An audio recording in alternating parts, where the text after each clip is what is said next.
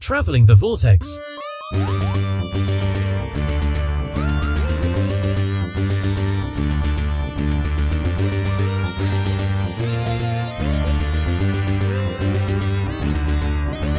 We've joined the Doctor as he travels the Vortex and arrives at episode 558, Creag Tuire. I'm Keith. I'm Sean. I'm Glenn. How's everybody doing this week? Not too bad. Anybody watch or read anything while we were gone?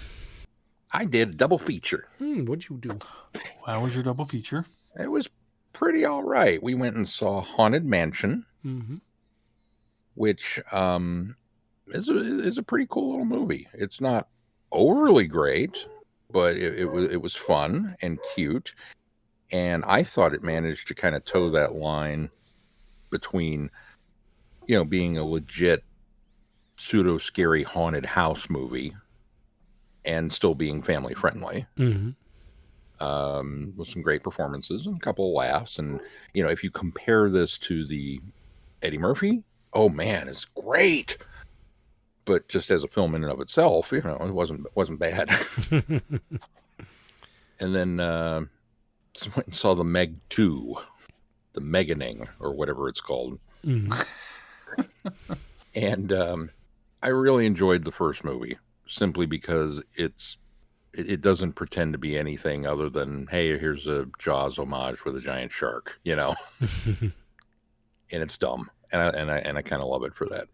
This one really, it felt like it was a little darker. It was almost taking itself too seriously, and it was just like, why is there plot?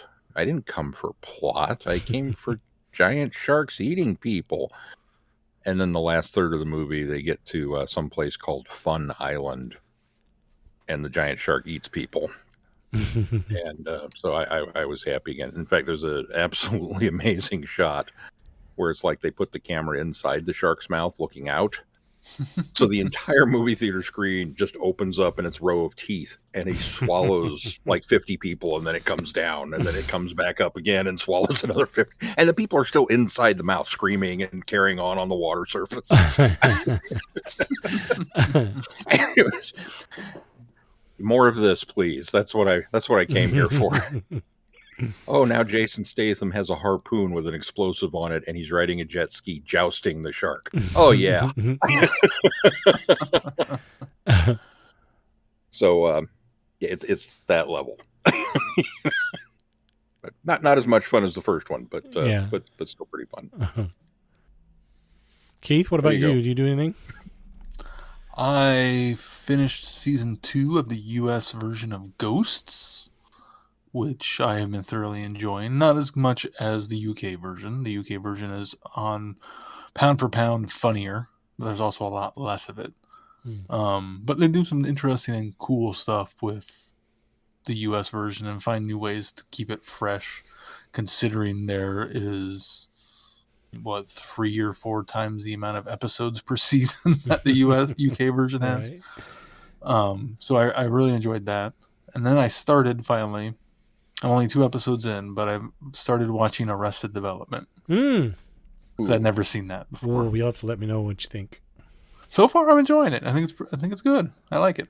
I've been listening to Smartless and have been enjoying Jason Bateman and Will Arnett a lot. I was like, they've been talking about that on the show too. It's like, all right, I need to finally sit down and watch it.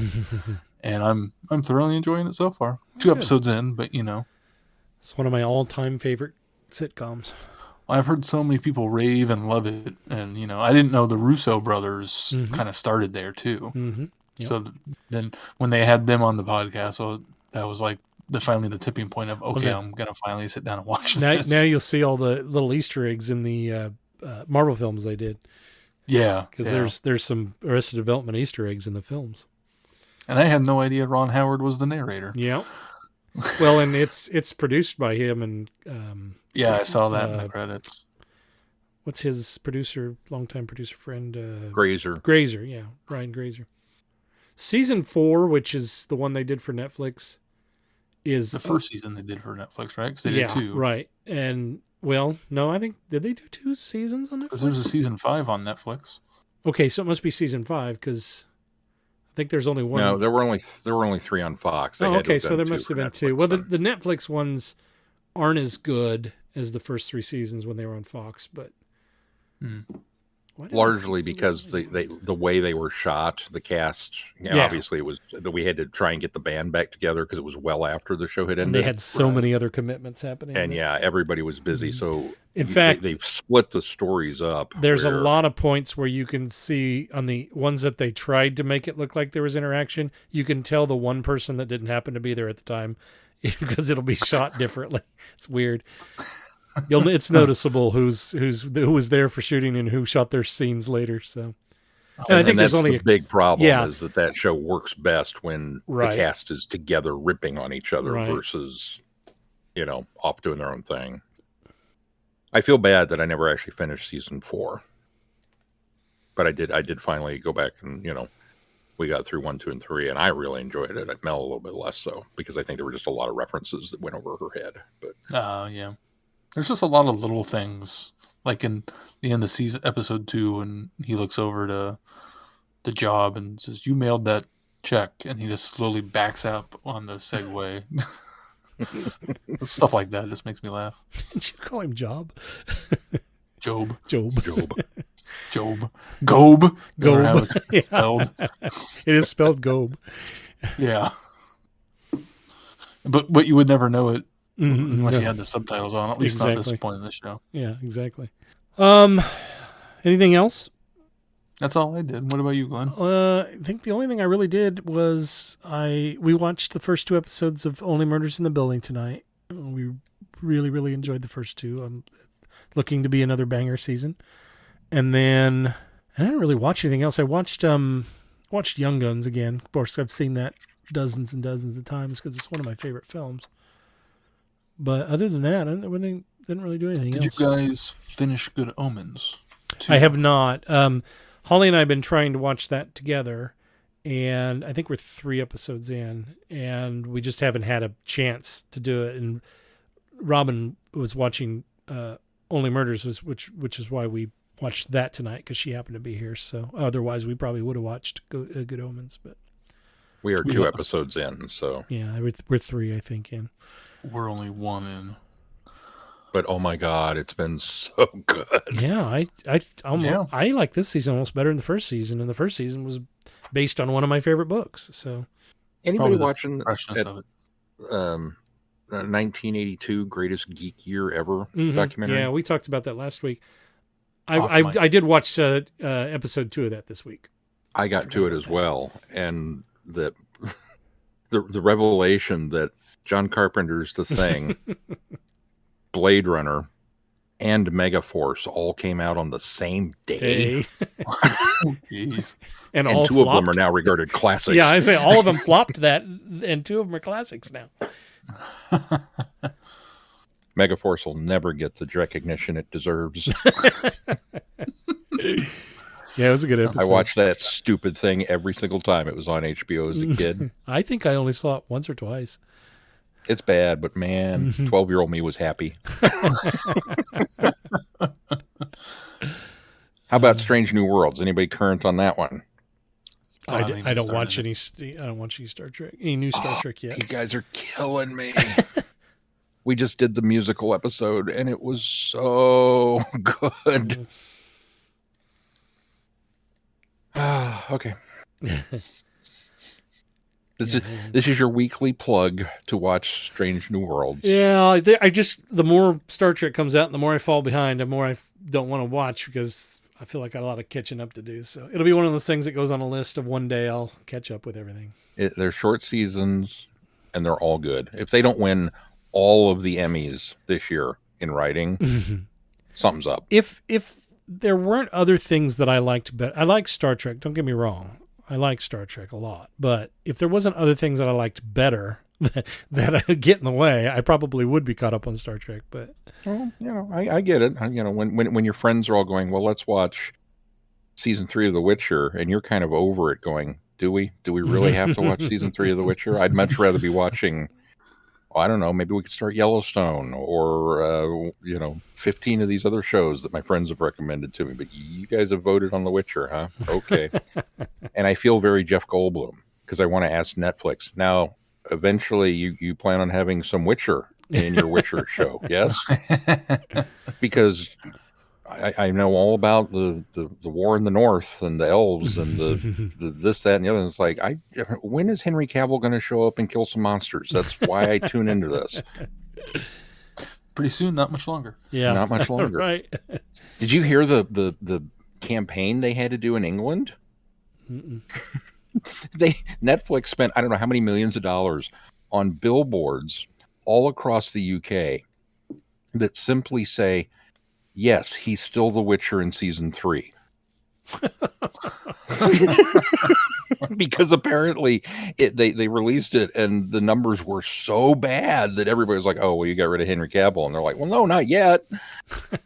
It's like, way to throw the other guy under the bus, Netflix. They all say, who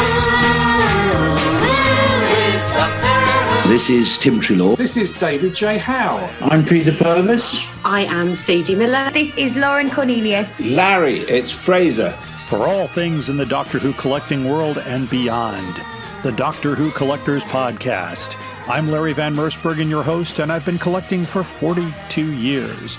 You're listening to Traveling the Vortex on the Direction Point Podcast Network. We are going on a journey, a very long journey, through the world of the Target novelizations in publication order. Every week, we are looking at a new book, talking about Terrence Dicks, Malcolm Hulke, and all our Doctor Who novelization friends. Whatever you do, keep turning the pages. This is Jason Miller of the Doctor Who Literature Podcast, a member of the Direction Point Podcast Network, and you are listening to Traveling the Vortex, a Direction Point podcast. All right, well, I did do sort of one other thing this week. Sort of. So I got it actually. Well, last month I got my copy of the collection season 9, but over here it's John Pertwee season 4. No, 3. 3. And had every intention of reviewing it, and so I sit down, and what I've been trying to do is make this is my something new 2-minute review, by the way. So here we go. I sit down and genuinely wanted to give this, a good once over and look at. But I don't want to do a review of stuff that's, already been available before on previous media. And so I delved in and I started watching A Behind the Sofa. And I got most of the way through it and realized, well, yeah, this is something new on here, but this is really kind of the same stuff that I talked about on the William Hartnell release that I reviewed that is pretty much the same thing. I mean, it's Doctor Who actors sitting around and making comments about the episodes as they watch them, which is all fun and great. I love the behind the sofa things. I could sit and watch those all day. So they're still there and they're still a lot of fun. And so I decided, okay, well, I need to go out on a quest to find something on here that is new. And so I started looking through stuff, and I knew darn well that these weren't new, but there is, they had footage from, I think it was Panopticon, which is a convention in the 1990s, and it had Ingrid Pitt and Terrence Dicks. And I started watching it knowing full well that this is probably available somewhere else. But I got sucked into it and started watching it, and then I ran out of time to do anything else on that day. So I was like, all right, forget it. I'll put it aside, come back to it. And so I came back to it, and I sat down and I said, oh, I know, this has a Making of the Time Monster, which is new. And so I'll watch that. And I think it's called Time in Atlantis. And so I sat down and I popped the disc in, and flipping through Time Monster, not finding it. Well, where is this thing? And so I was like, well, Time Monster, that was the one about Atlantis, right? So to refresh my memory, I started watching the Time Monster. And 4.5 hours later, I had watched all of the Time Monster and ran out of time again. And then realized that the Time Monster documentary is actually on the 8th disc, which is the special features disc for the Time Monster, which has everything else on there. So I had totally intended to go and watch Time in Atlantis, which I'm sure is a very, very good making of documentary, but I also ran out of time and decided, you know what? It's a great box set. Everything on there looks great. The video looks wonderful. Time Monster looks great in quasi high def. You know, it's up converted, obviously.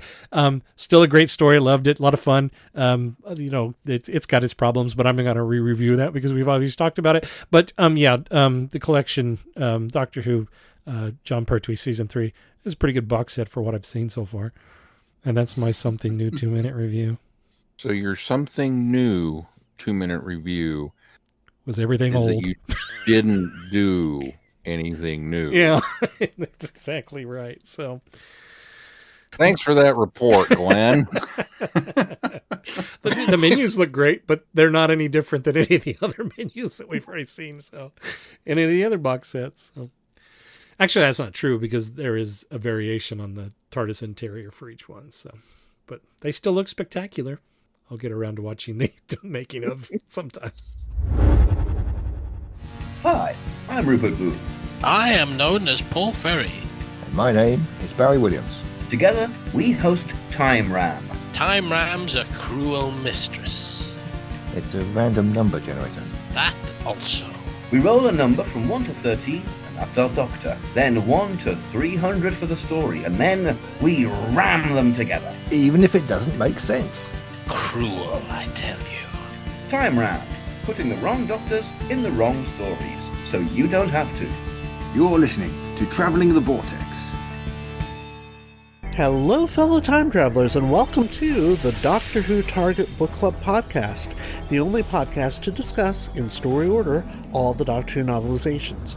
My name is Tony Whitt, and every 2 weeks or so, I'm joined by a 2 to 3 person discussion panel, including our so-called expert who's been a Who fan since 1979. That would be me. We also get the views of intermediate, casual, and novice fans who either have never seen the show or who have never read these books until these podcasts, including Dalton Hughes and Alison Fitz-Seyfried. You can find us on iTunes, Stitcher, Spotify, or wherever you find good podcasts, or even ones like ours. You're listening to Traveling the Vortex, a Direction Point podcast.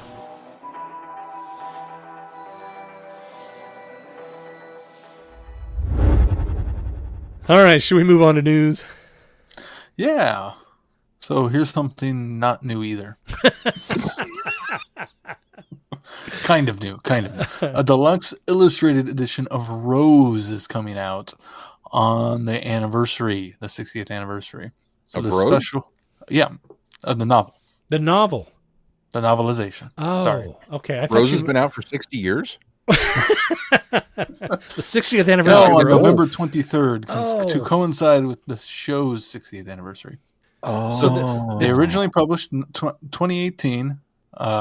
This deluxe edition of Rose features illustrations from acclaimed artist Robert Hack. I don't know if you guys remember a couple years ago, they did a deluxe version of a First Doctor story too that had illustrations.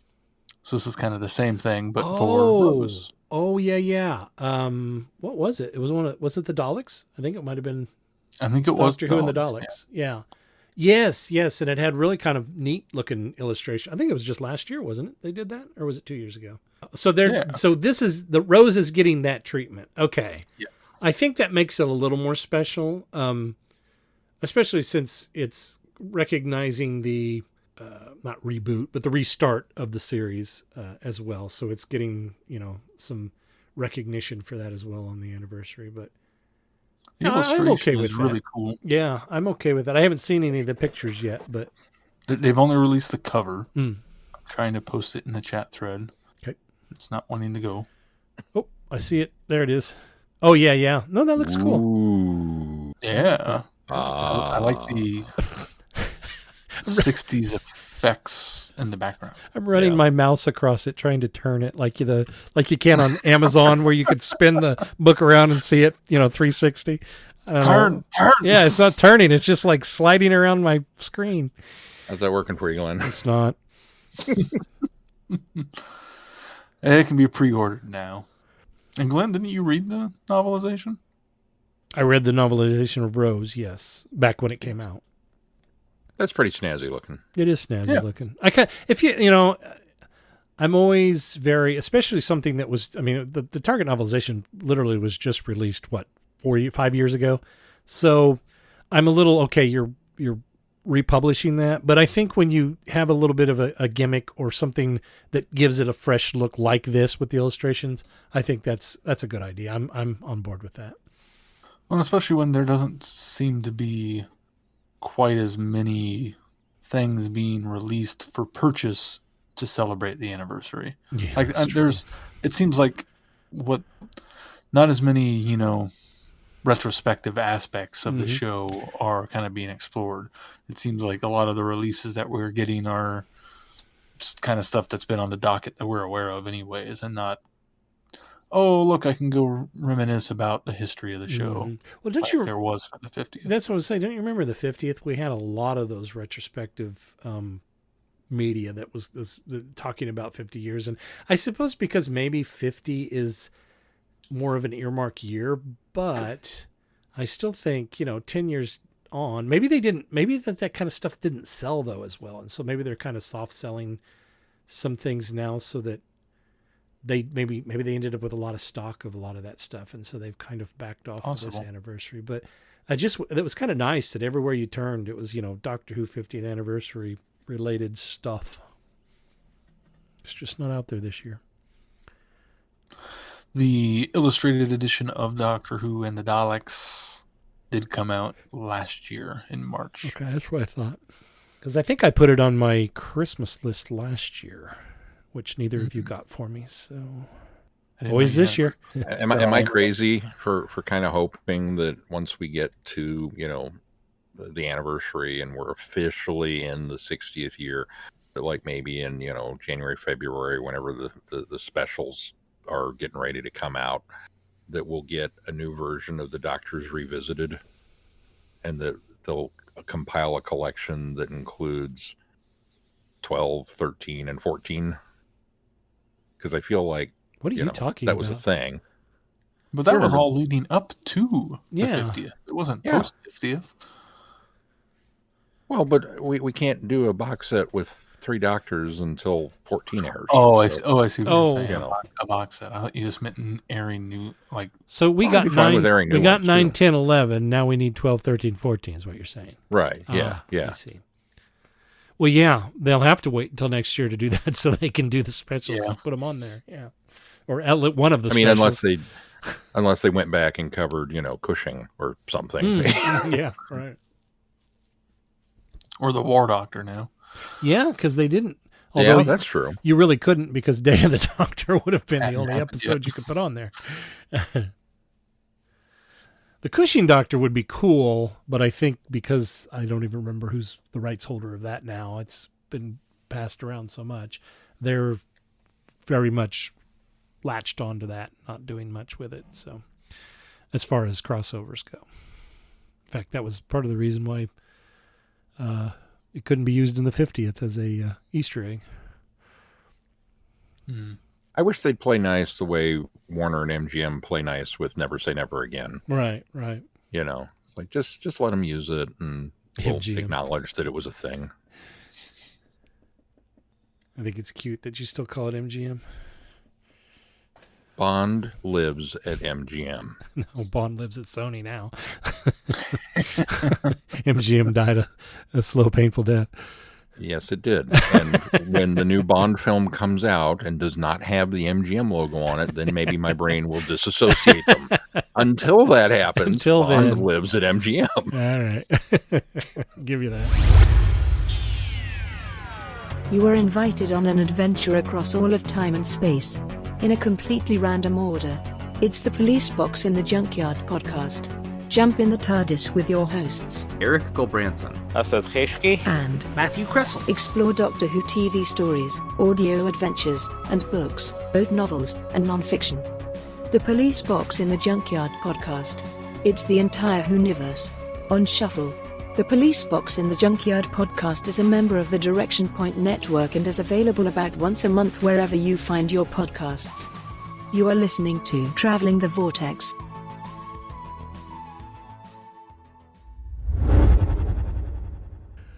Well, should we move on to a review? Yes. The second Doctor Adventures, James Robert McCrimmon. From Big Finish Productions. Doctor Who, The Second Doctor Adventures. James Robert McCrimmon. Creag on tour!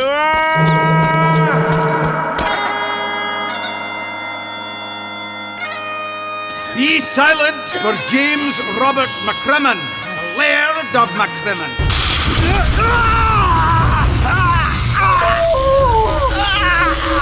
We have to get back to the TARDIS. Aye. Right. When I say run, run. I don't know any doctors. Well done, Jamie. We made it. We did? Aye, we did. What's your business here? Hello, Headmaster. New recruits. This is the Doctor and Jamie. Why'd you do it, Doctor? Do what? This chaos is why you left Gallifrey? Why you value freedom to protect primitives like these? My dear Raven, this isn't chaos. Patience. We sincerely hope you've had another wonderful, restful day here at the Grove. Jamie! You know the evil I have fought out there in the universe. More than you'll ever encounter in your cloistered Time Lord life.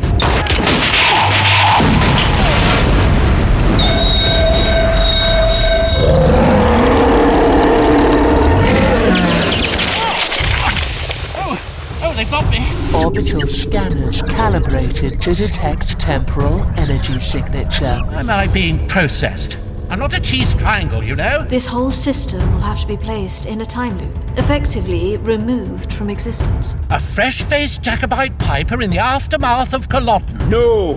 Who stepped aboard the TARDIS without a second's hesitation. Stay calm, Jamie, stay calm. Woo! How long have I been here? You don't remember? I don't remember much about anything. In some ways, seeing all this, the console, the wee circles on the wall, it feels like no time has passed at all. But in others... It's been a lifetime. Aye. Doctor, I'm as stealthy as a wee fox. You honestly think I'd just wander into people and... I thought you might say that. And I wouldn't have it any other way.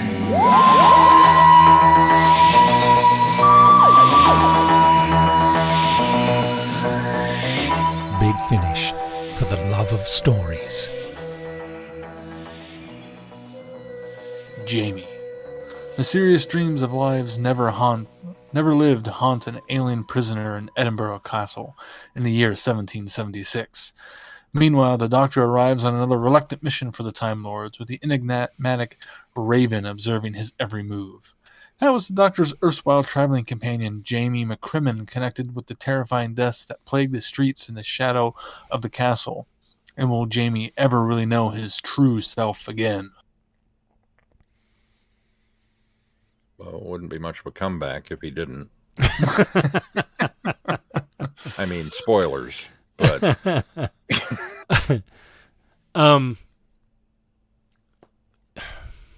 It's all right. So, yeah, we're doing these one story at a time. So, because I think that this box set suffers from the same thing that the first box set did. And I think they get very ambitious with the first story. And they get very high-minded, and I don't even know what the descriptor of it would be. But it always feels very disjointed and confusing, and... The story specifically. Yeah, the story. Yeah, and they did that with. I felt like the first one. For some reason, the setups for all these box sets, they feel like they have to do some sort of this weird timey-wimey, people not themselves, and you know, it just some abstract concepts. Abstract. Thank you. That was Yeah. that was what I was looking for. Abstract concepts,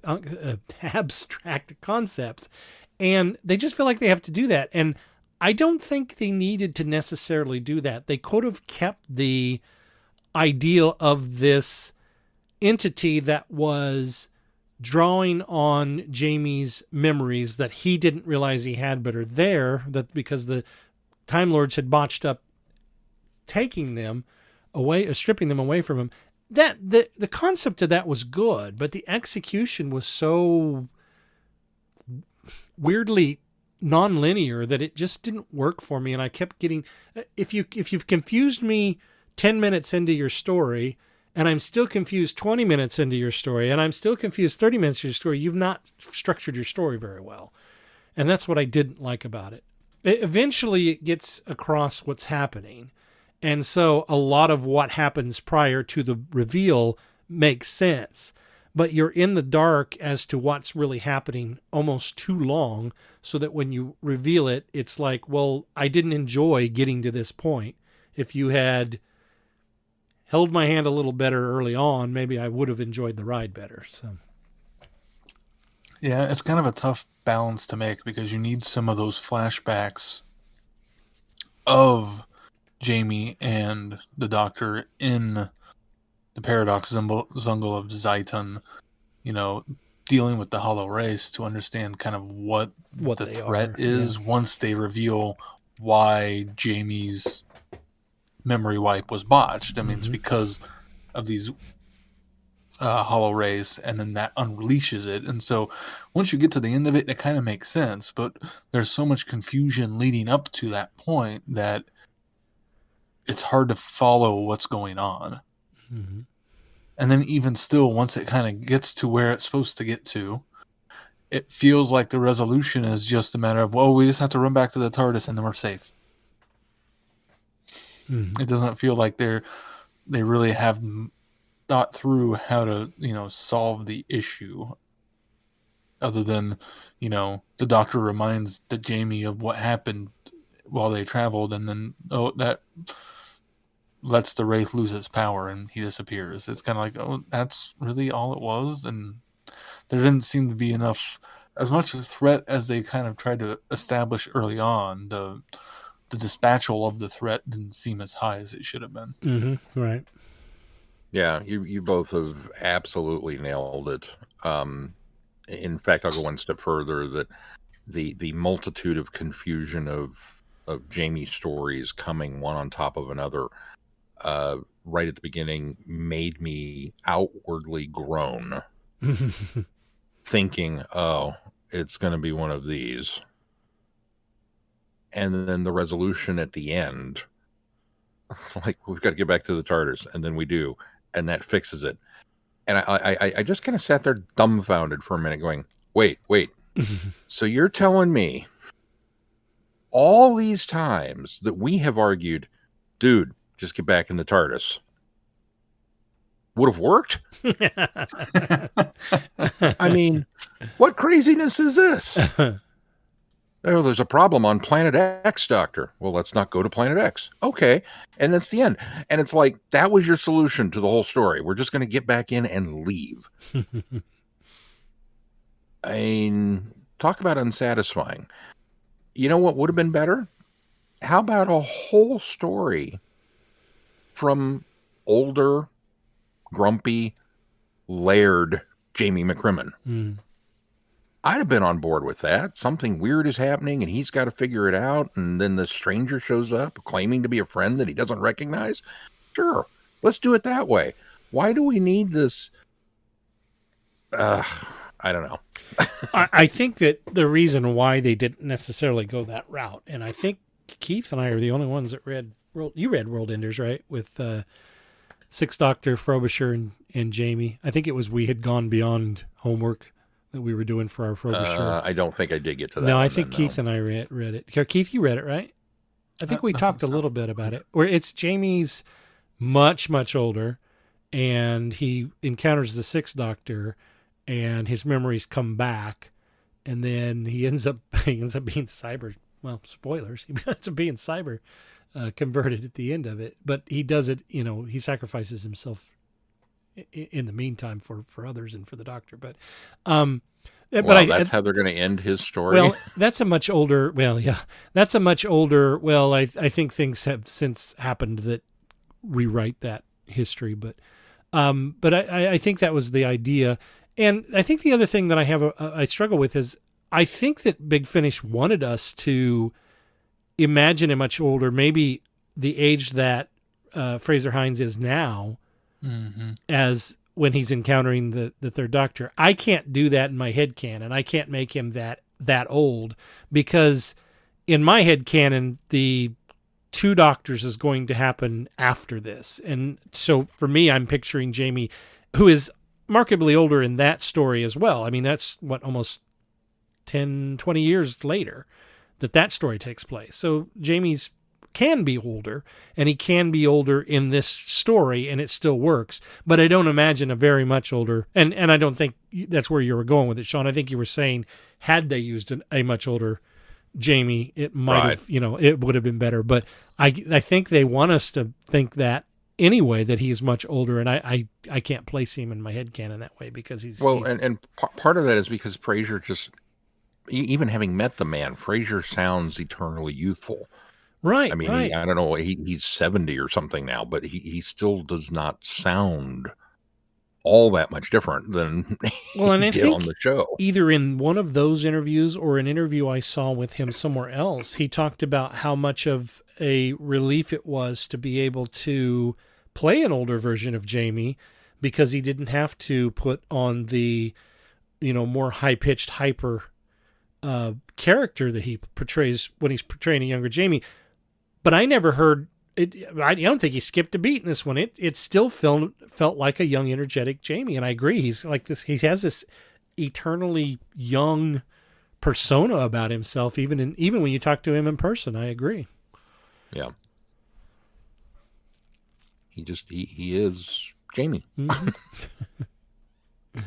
So yeah, not a fan of the structure or execution on this one. Mm-hmm. All right, well, let's move on to the next one.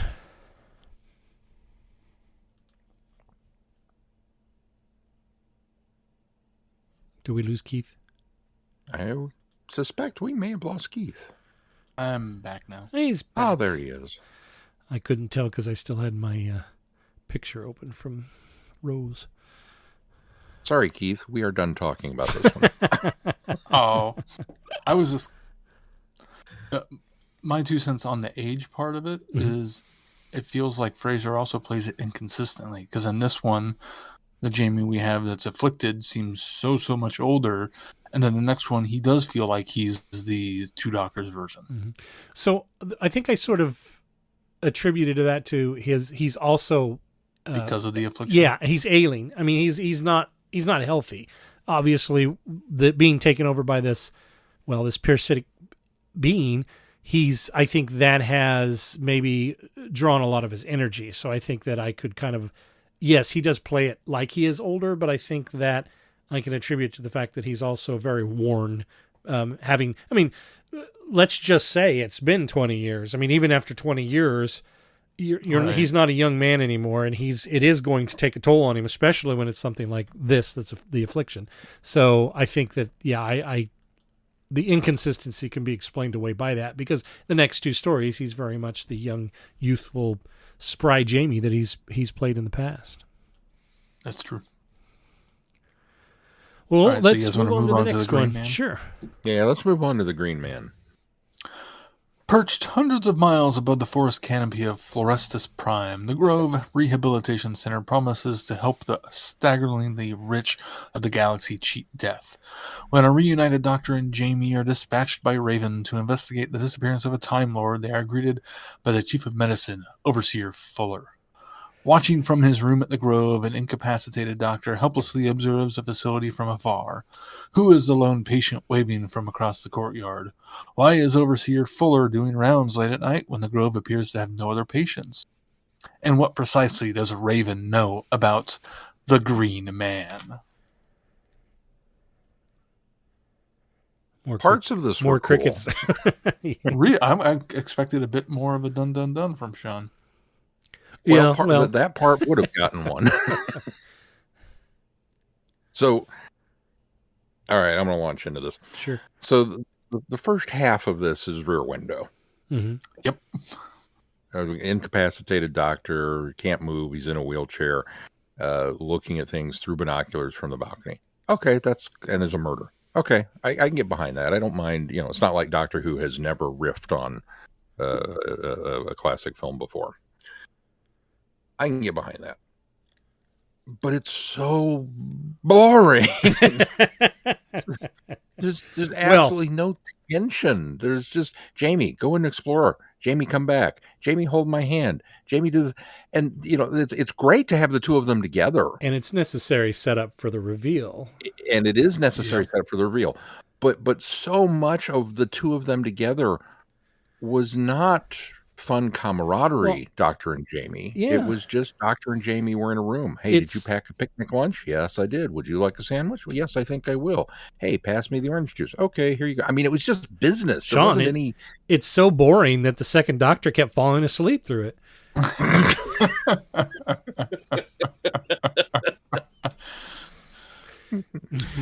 I rest my case. Thank you for making my point much more succinctly than I did. And then so we see Fuller down there, and there's the Green Man across the way, and now all of a sudden there's this new plant down here. He must have buried a body there, and I'm thinking to myself, well, that's quite the leap. just to automatically assume there must be a body. I mean, I would almost find it more plausible that they turned the person into a plant. Mm-hmm. That sounds way more. You're on a planet full of plants. Okay, sure. Why do the people keep disappearing? Why do we keep seeing plants? I don't know. Maybe those are connected, but no, there must be a murdered dead body buried in a shallow grave in the courtyard that we can't see from here. Go investigate, Jamie. Okay. And there's this business with the security cameras. What was up with that? Well, I don't see how he was supposed to be able to do that in 30 seconds. Or right. 30-second thing. Right. Yeah, go dig a hole with a trowel in 30 seconds. Cue the Mission Impossible music. Dun, dun, dun. I mean, okay. I think it's supposed to add the tension, but it's just unbelievable. I've been digging holes lately, and you can't do that in 30 seconds. There's a lot of this that doesn't make sense. There's a lot of it or is unnecessary. The whole first half of this I was going, this box set is so not off to a good start, and it's continuing to not be up to a good start in the second part. And then the reveal, dun, dun, dun, it's a crinoid. Oh, now you have my attention. I'm suddenly reinvested. Bring it on. And unfortunately, again, the execution kind of just wasn't there because it just fizzles out, and there's no real looming threat. It doesn't feel like, and sending Jamie to his death in a stairwell in a basement was like, okay, we know there's something going on because it's the middle story of a box set that's named James Robert McCrimmon. We know he's not going to die.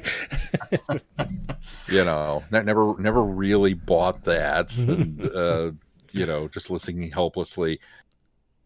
It would have been more impactful had the Doctor not sent him there. I'll tell you, just stay where you're at. Okay. The Doctor can put on a pretty good... No, I've changed my mind. I've changed my mind. I've changed my mind. Oh, I've changed my mind again. Get back here. The Doctor is a pretty decent actor, though, because I would have been convinced had I been that other guy that he was really concerned and realized that Jamie was in peril. But yeah, and then faking his climb across the room, right, and okay, that was cool. But then, what's the motivation? What are we doing with the monster? Let's get to the. Oh, he's just a crazy person. That's all. He might as well be a mustache. Yeah, he must be a mustache twirling. Nothing can stop me now. Really? That's where we're at? There's no grand plan. There's no. I'm going to rule the universe. I'm going to do this. I'm not going to. Well, more work. Part of it was he was being influenced by the crinoid. I mean, I can kind of chalk it up to that. But the Crinoid didn't want to take over Well, everything? yeah, exactly. That's the problem, is the Crinoid should have had more ambition and desire. Here's my other thing with this, and I got really confused. What did Jamie cut open and crawl inside? Was it the Crinoid? The Crinoid? The He Crinoid. was inside the Crinoid. So the Crinoid can absorb people, but you can just as easily cut into the Crinoid and slip inside of it and be undetected? Apparently, it cannot absorb you from inside. Yeah, they did say that, but that seemed ridiculous. Apparently. That seemed ridiculous. It's a bit ridiculous, yeah. Yeah. And here's the other thing. I liked the fact that the doctor was on to him the whole time and had concocted this way to communicate with Jamie, so that the guy, Fuller, didn't know when they were communicating with each other. And that reveals kind of nice, because you look back and go, okay, well, no wonder this was so boring, because they were actually all the real stuff was happening. Yeah, exactly. All the real stuff that was happening we couldn't know about. But then when they reveal it, it's almost a little convoluted. And when they do it, it's almost comical when the doctor reveals how he's making contact with Jamie to communicate with him telepathy, when he goes into these fits of, the pain. He gets kind of silly, and it's almost vaudevillian the way he acts with reacting to the pain. And so that just kind of took me out of it, made me giggle a little bit too. Knowing that That's kind of the second Doctor, though. Well, that's just it. But knowing that I thought he was supposed to be serious, but then thinking, well, that's how the second Doctor would fake being hurt. So I guess I can accept it, but it's still a little silly.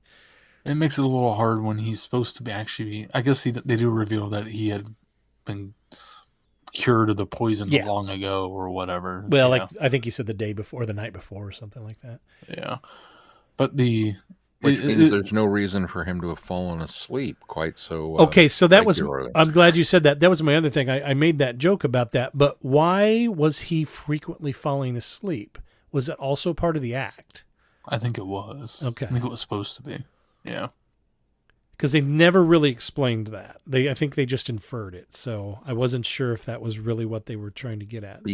Because, I'm pretty sure I read that in my writing 101 class, that in order to drum up some excitement, your main lead character should fall asleep frequently.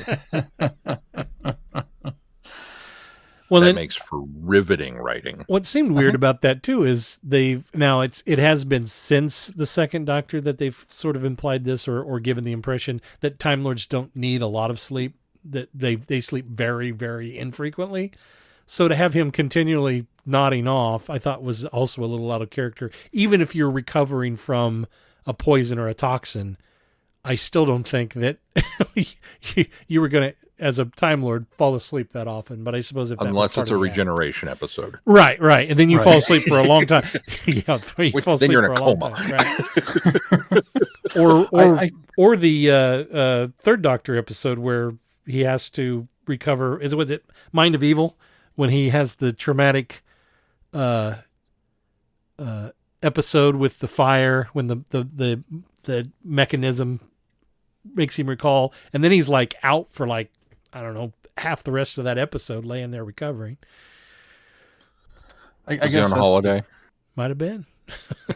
that's the thing. I can kind of justify the sleeping is he was actually infected, and if he was recovered from the poison the night before, well, that's why he was sleeping so much up to that point. Yeah.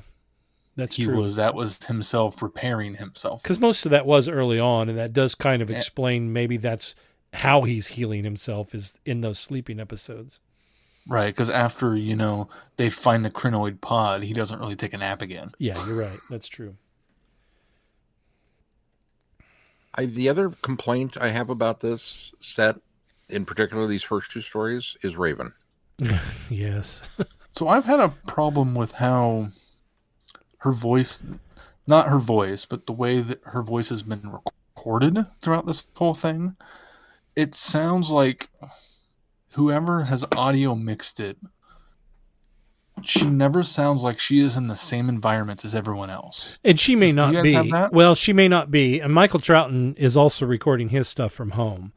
They Michael haven't. Troughton sounds like he's in the same room as Well, Jamie. in the editing of it. I'm know going what to saying? disagree with you because I think Troughton sounds like he's in recording in a closet. I've felt that way for both of these box sets. Is that I think his audio is a bit muffled, but on the flip side, hers is a bit. Hers is too clean. I don't even know that it's too clean. It's almost like there's a hint of a reverb at the end of it. And that's what makes it sound like it's at a different location for me as well. So she might be recording from offsite as well. They did say that Fraser was in studio, and I think a few of the other actors were in studio. And I thought they said the actress that's playing Raven was there as well, but I may have been mistaken. Well, and some of it does come down to her performance, where she is just, always smooth. And the way she talks is just always conspiratorial and all up on the microphone the whole time. That very much is the problem. Is I think it's not only the way she's written in this box set compared to the first box set, but the way she's being performed by the actress in this box set. Mm-hmm. The first Raven felt competent. She felt aloof and kind of genuinely impressed with the Doctor from time to time throughout their adventure. You knew that she was dangerous by the time we got to the end with the reveal, but you didn't necessarily know why. This Raven is so syrupy. She's laying it on thicker. Yeah, she's almost just trying to be evil for the sake of being evil. Oh, you have to go and find this Time Lord who's disappeared. Oh, gee, I wonder if the Time Lord that's disappeared is going to wind up being the Doctor. Why are you trying to kill him, lady? And then when they have the face-off at the end, and the Doctor threatens him or her, that's one more example where Michael Troughton has grown on me so much over these two box sets with his portrayal of his father, to the point where even with the dumb humor, I bought it. I agree. Because I agree. I could totally visualize Patrick Troughton and Fraser Hines doing this bit, on TV. Yeah. I could totally see it in my mind's eye. But when he threatened her and got to that moment, I still wanted to hear that lower voice drop. I wanted him to go down and be the stern second Doctor, because he has moments of legit, don't tempt me, and it's kind of there. And this is still a little too light and lilting, and it didn't have the same impact. But she still then turns around and responds with this, oh, but I'll do this. And it's just like, I don't know. It's like the writers, like a different character almost. Well, it's like the writers want to make it feel like she's in charge, but for some reason she's not coming across as sinister as she was in the first one. And it's it's almost like she's chewing the scenery a little too much, and so now suddenly I'm not taking her serious.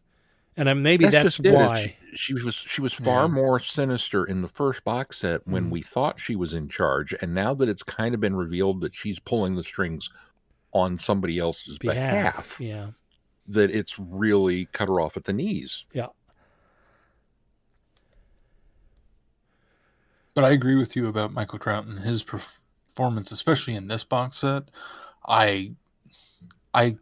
In the first one, I could hear that it wasn't Patrick Troughton throughout the whole time, or most of the time. This one I can hardly tell when it's not Patrick Troughton. He's doing such a good job, and he has made it his own, but he is still channeling his father so much that it's almost indistinguishable.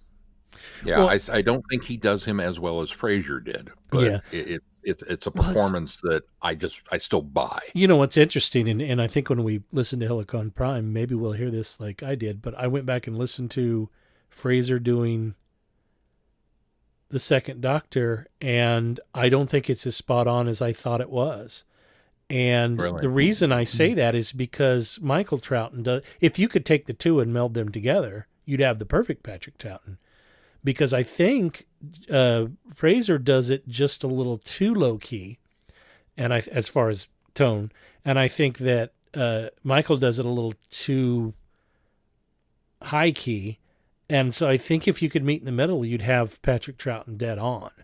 And so I'll be curious to hear what you guys think, if maybe you agree when we listen to Helicron Prime. But I went back and listened to some of his stuff, and I thought, when you're not thinking about it, he does such a good Patrick Troughton. But then when you're thinking about it, it's not as good as I thought it was. I mean, it's still great. Don't get me wrong. He still sells it. He sells it as much as Michael does, but it's not quite there as much as I thought as it was. Interesting. Well, should we move on to the Shroud? Yes. Arriving on the planet Nineveh, the Doctor and Jamie find a desperate human colony fighting the effects of a devastating superweapon, the Shroud. Nullifying all light, the Shroud has rendered the humans blind in the face of aggressive alien invaders dubbed squids. And it's only a matter of time before the colony fails. The Doctor and Jamie are caught between helping the humans fight back against the squids and investigating their latest mission for the Time Lords. But as they haven't been told what that mission is, the pair are in the dark in more ways than one. Bum bum bum. Yeah, I liked this one. This one was good. This one was surprising all the way through. Keith, you go first this time. Yeah, I mean, this one I think surprising all the way through is a great description, because you land in it, you have that cold open kind of the family getting the car crash, which winds up being essential to the plot later down the road. And you're literally in the dark through most of this story, because you don't know what's going on with what the Shroud is, how it's working, and you just slowly learn. And then once you kind of think you have your foothold with this civilization and this school, essentially, you then discover, well, the squids aren't actually evil and are there to try to help. And just the twists and turns just keep going. And even though I think it kind of gets convoluted near the end, overall the ride is solid enough and keeps you guessing enough that it makes it worth its while. Mm-hmm. Mm-hmm. And some really cool and very high concept ideas in this story. Yeah. I think where I felt it was going to fall down was I figured out, I didn't necessarily figure out who Paul was necessarily, but I had a suspicion that he was more over what was going on here than we thought. Fortunately, they then kind of subvert that, because they change his impression of what's happening or what he's doing, and they kind of turn it on its head so that he's not really the bad guy. He's kind of the unintentional bad guy, but he's not really the bad guy here. And so I liked that they did that, because sometimes when you figure something out early on, then you're kind of disappointed when it's revealed that, oh, I was right all along. Because I kind of like to be surprised and in the dark and have those really neat, oh, I didn't even expect this guy. I love those moments.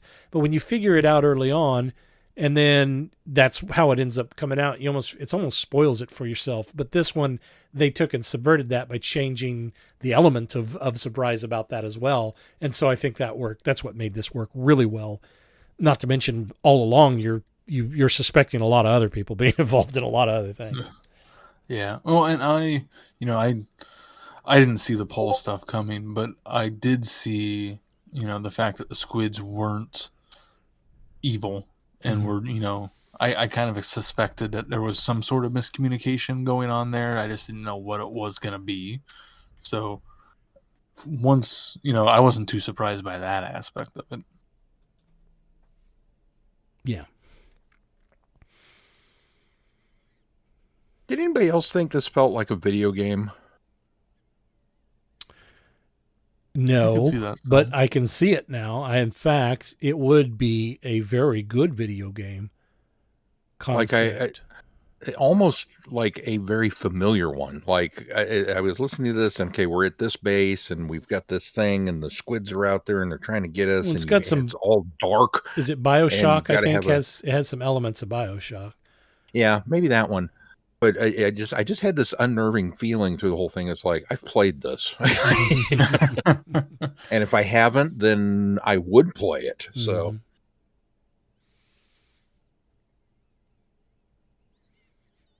I think what I like best about this is it really feels like a return to form too. And I've always said that I don't want my Doctor Who to necessarily be formulaic, but I also want it to be familiar. And I think that this is just enough familiar that it's a interesting story, but it feels very much in line with a second Doctor story. I knew it was going to be right up your alley, Sean, when I realized it was a Base Under Siege story. Bing. Like, well, this has got Sean written all over it. So I do like Base Under Siege stories, but it slightly inverts that concept. It does. Yeah, it does. It does. It takes some liberties on the when you get down to the bones, it's Base Under Siege, but the surface doesn't appear that way, at least initially. Well, and I think what they do really well is when it does feel like when you do realize it's a Base Under Siege, it's still not exactly a Base Under Siege, but it has to take on that element by the time that they get to that point, because it has to be that way so they can kind of, make the turns and surprises that you get later. So I agree. Early on, not so much. There's the core of it. Later on, it really starts to feel like Base Under Siege. And then, well, technically it was, but it wasn't. They weren't as in dire. They weren't really the prisoners they thought they were, or the seeking refuge that they were. So it kind of dips into Base Under Siege. Mm-hmm. Yeah. It was a good one. Well, what do we have coming up on the schedule? Well, coming up next on the schedule, we return to The Toy Maker as part of our 60th anniversary tie-in with Adversary Archive Part 2.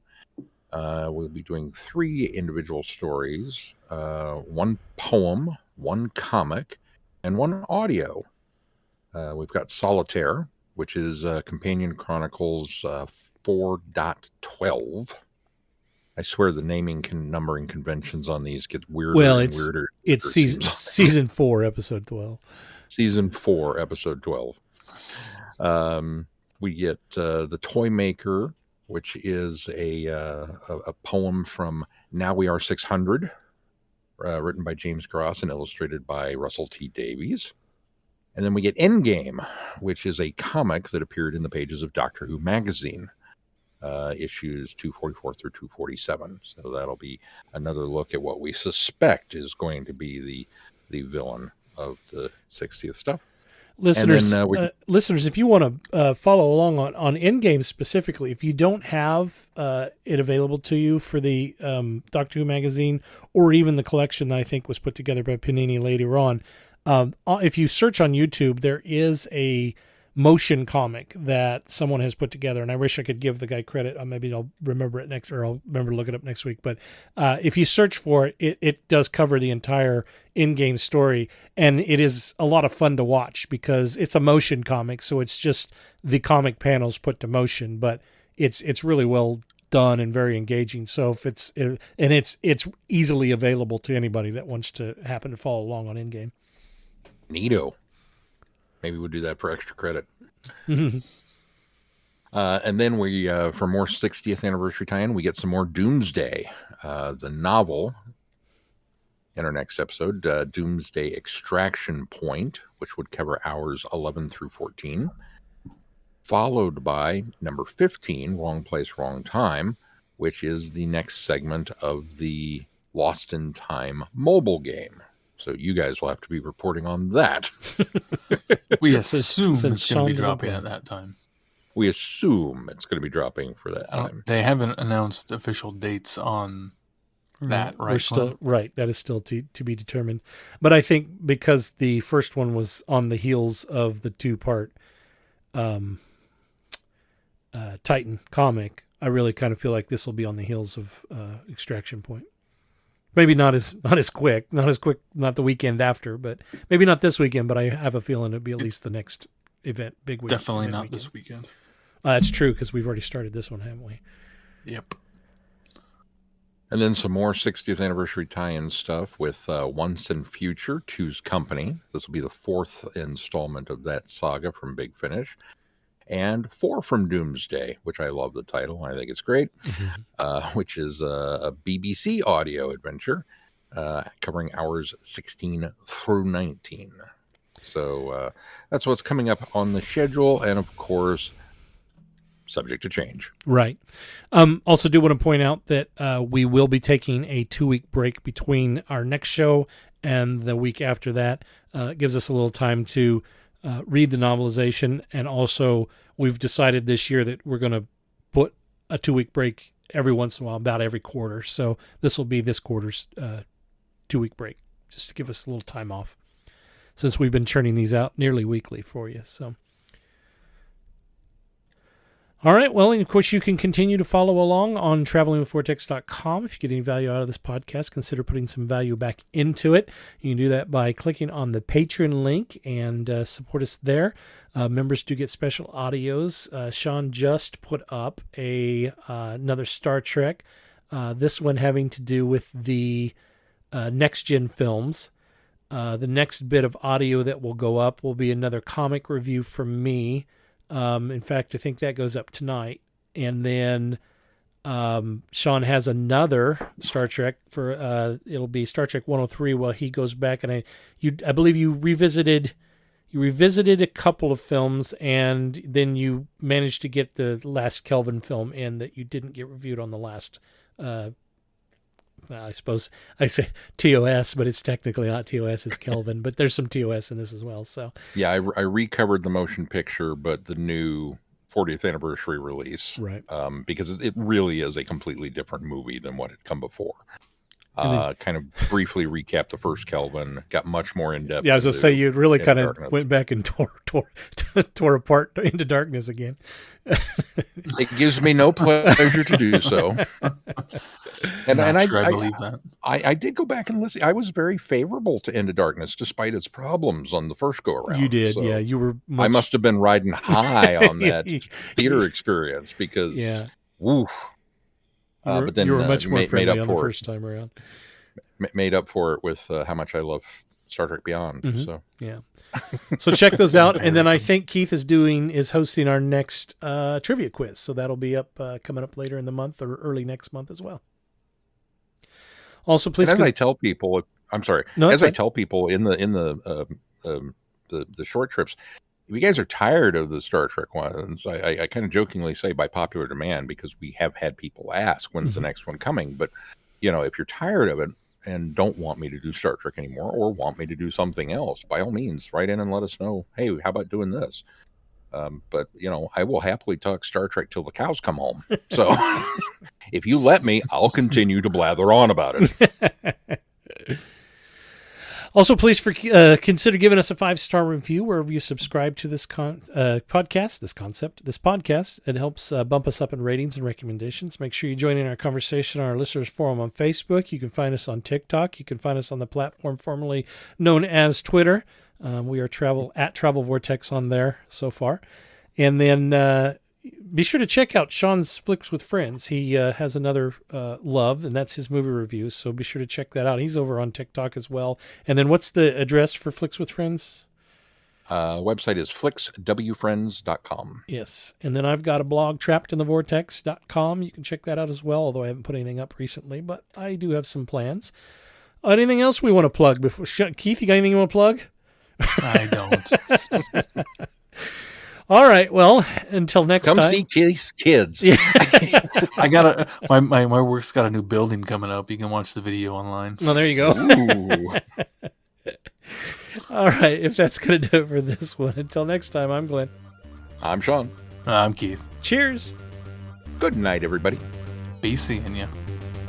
Thanks for listening. You have been listening to Traveling the Vortex. Doctor Who and all of its associated programs are owned and trademarked by the BBC. No infringement is intended or implied. Direction point! Direction point! A Doctor Who podcast network.